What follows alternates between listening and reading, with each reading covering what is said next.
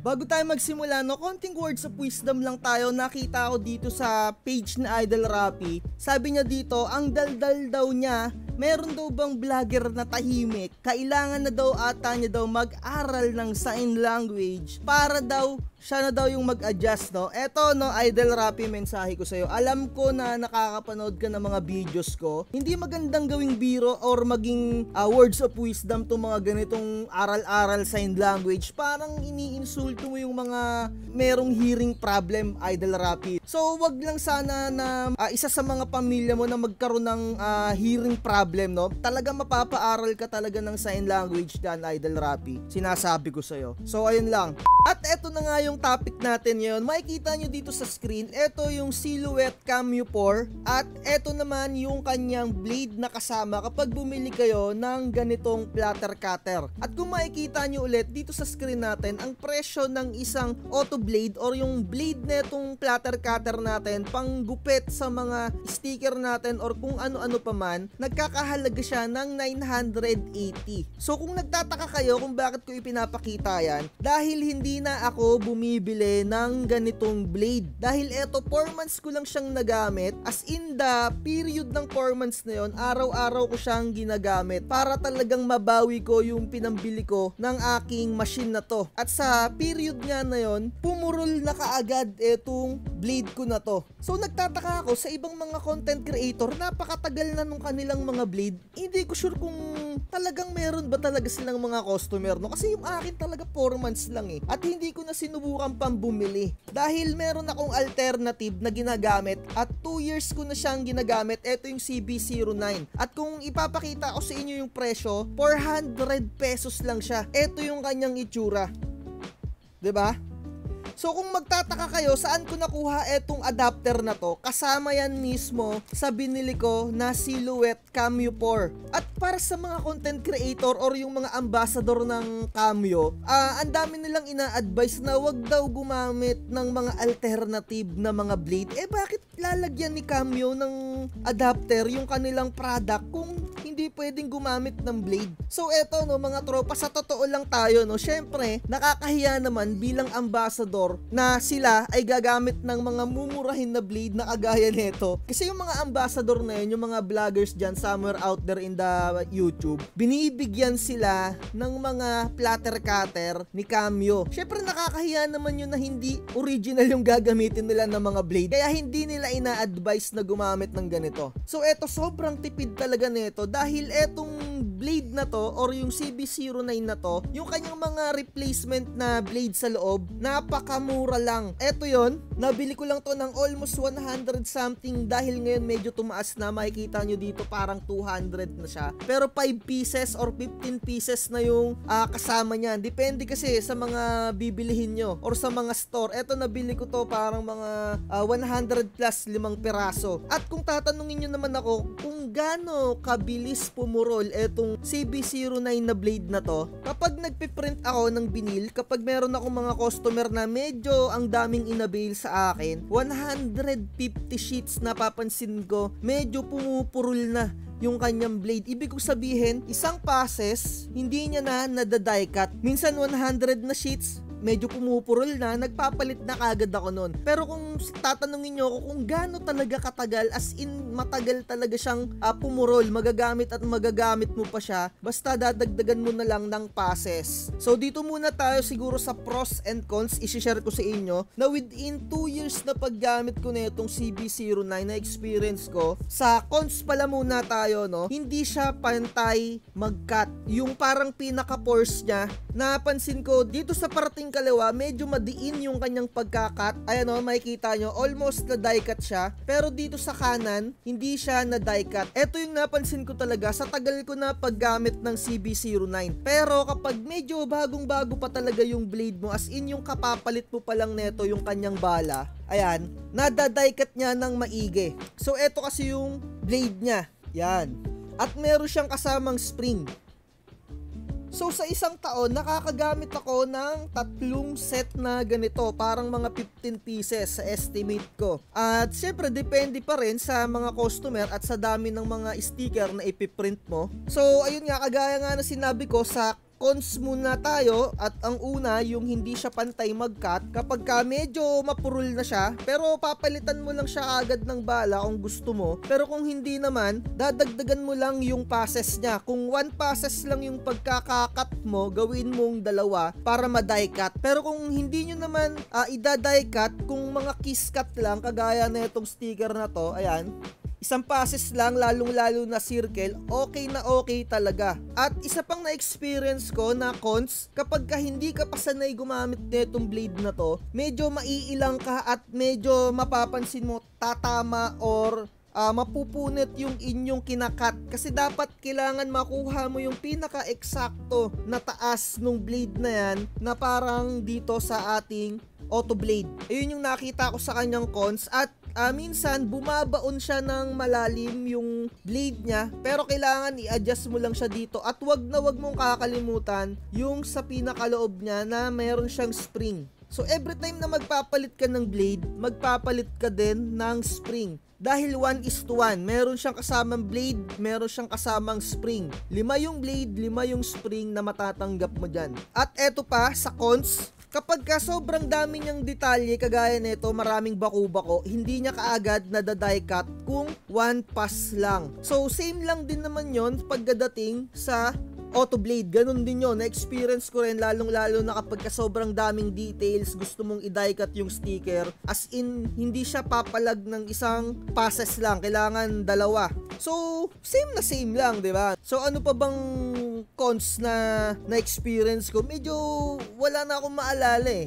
Eto, yung ano nga, yung dami ng kaya niyang i-print na matalim siya. Ayun, ganon. Dahil, tingin ko, pros pa nga yun eh. Kasi sobrang bilis lang din naman palitan eh. Eto, na-experience ko nga eto, 4 months tuloy-tuloy, pero mahal. Eto, medyo mabilis siyang pumurol, pero mura. Yun yung pros niya, mura siya. So easy na palitan. Kapag ka ayaw mo na, napansin mo nang pumupurol, palit ka lang ng bago dahil napakamura lang eh. Parang estimate ko nga, isang blade na ganito parang mga 20 pesos lang, di ba? So kung ikukumpara mo dito sa mga auto blade na to, napakamahal, 1,000, di ba? No? Hindi mo pa alam kung makakabawi or magkakaroon ka ng customer, di ba? At ang na-experience ko din naman dito sa auto blade na to, yung kanyang pinakakanto, yung pinaka-tip, yung pinakatulis niya, napuputol yon. So once na maputol yon, hindi na gagana etong auto blade mo. So technically gagana pa siya pero hindi siya makakapag-cut ng maayos. Na which is ganun din naman dito sa CB09. Yun nga lang, easy na palitan. Napakamura lang, 'di ba? Ayun oh, yung pinakakanto niyan, meron din siyang tendency na maputol. At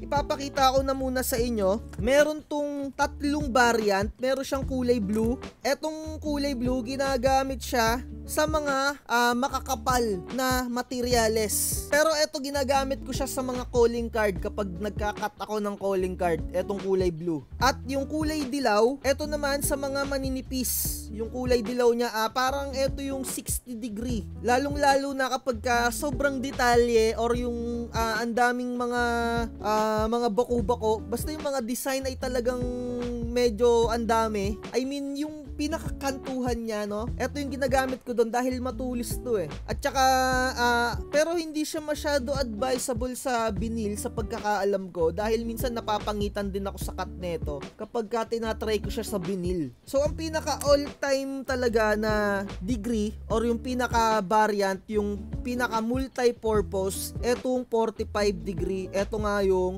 CB09 45 degree na kulay pula. Etong blade na to. Ayan. All-time favorite to dahil eto na lang yung ginagamit ko. Hindi na ako bumibili nung iba-iba pang variant. 45 degree na lang yung ginagamit ko. All around na siya. All around blade. So kung gusto nyo mag-avail na itong CB09, ilalagay ko sa description. At kung gusto nyo rin syempre bumili ng mga original na blade, ilalagay ko pa rin sa description yan. At makikita nyo nga dito sa screen yung Craft Blade 3mm. Eto ginagamit to sa mga makakapal din na mga materyales na ikakat nyo sa inyong mga platter cutter. Pero ako, to tell you honestly mga tropa, hindi pa ako nakakagamit nito eh. Dahil hindi naman ako nagka-cut ng mga rep magnet mga tropa. Dahil hindi advisable na mag-cut ng mga magnetic sheet dyan sa inyong mga platter cutter na yan. dahil napakakapal nung magnetic sheet, kaya wag niyo nang subukan, baka masira pa yung inyong mga machine. At kung nagtatanong kayo kung saan makakabili na itong mga adapter na to, kung naiwala nyo or naitapon nyo yung mga ganito, dito lang sa Shop Usagi. Ito ay mga authorized dealer, dito lang kayo bibili. Medyo may kamahalan siya, kaya wag na wag kayong magtatapon ng ganito dahil sayang.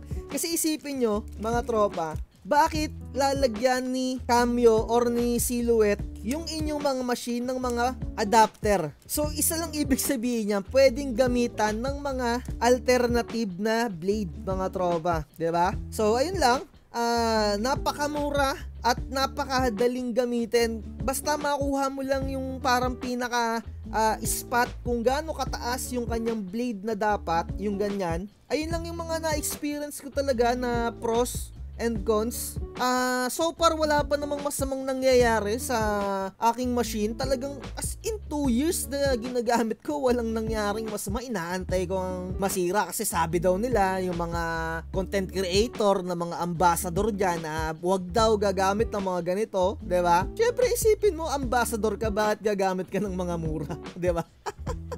Maya naman kayo, binigyan na kayo ng machine tapos i-advise mo pa na gumamit ng ano, 'di ba? Nakakahiya naman sa nagbigay sa inyo 'yon. Pero wag niyo na kaming idamay. Wag mo nang idamay yung mga ibang gustong makatipid na gumamit ng mga blade na ganito. So ayun lang, alam ko napakadami din naman na gumagamit ng CB09 at alam ko na mas marami pang gagamit nito kasi napapansin ko tumataas yung presyo. Lumalaki siya dati, mura lang Pero ilalagay ko na lang sa description kung gusto nyong mag-avail nito. Talagang okay naman dahil 2 years ko nang gamit Ayun lang yung na-experience ko, hindi siya pantay na mag-cut kapag ka medyo gamit na yung inyong blade. So magpalit lang kayo ng blade para ma-die cut nyo. Ayun hindi siya pantay. Dito na die cut sa kaliwa, sa kanan hindi. So siguro dito na natin tatapusin yung vlogs natin na to. At kahit papano naka-share ako sa inyo ng mga tipid tips at never na akong bibilin etong auto blade na to. At ang una pang nasisira dito sa auto blade dahil 1 month pa lang sira na kagad etong auto blade na to. Sa totoo lang hindi na gumagana yung kanyang automatic na nag-change ng lalim or yung pinaka taas ng kanyang blade. Parang naging manual blade na siya, hindi na siya auto blade. Ayun yung unang nasira dito bago siya maputol yung pinakakanto. Ayan. At bago siya pumurol pala muna siya bago naputol yung pinaka dulo niya, yung sa tusok niya doon sa edge niya. So doon na ako nag-decide na bumili ng CB09 dahil eto napakamura lang.